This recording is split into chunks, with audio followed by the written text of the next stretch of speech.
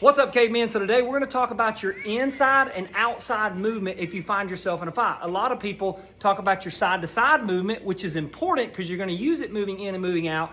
But a lot of people find themselves in a really difficult situation when it comes to closing the distance inside of a fight.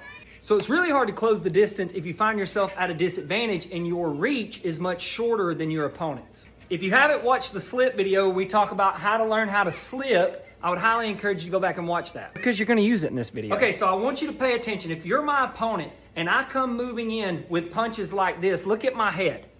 My head stays on the same angle. It's not going side to side and it's not going up and down. So I make myself a very vulnerable target. Instead, what I want to be is I want to be real bouncy. I want my head to be moving as I'm closing the distance so he can't tee off on my face. When I'm working a bag, I don't just want to sit here and do this. I want to step out and I want to close distance.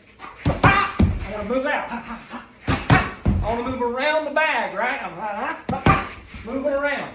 So what I'm doing is I'm training myself to move my head as I close distance on the bag, and then I move out.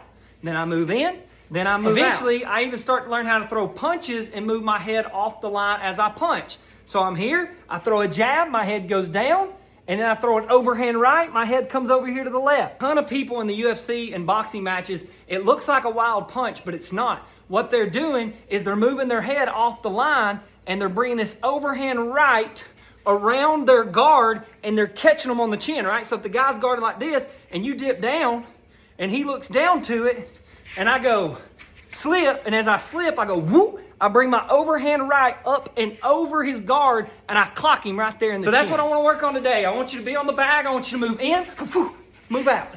Move in, move out.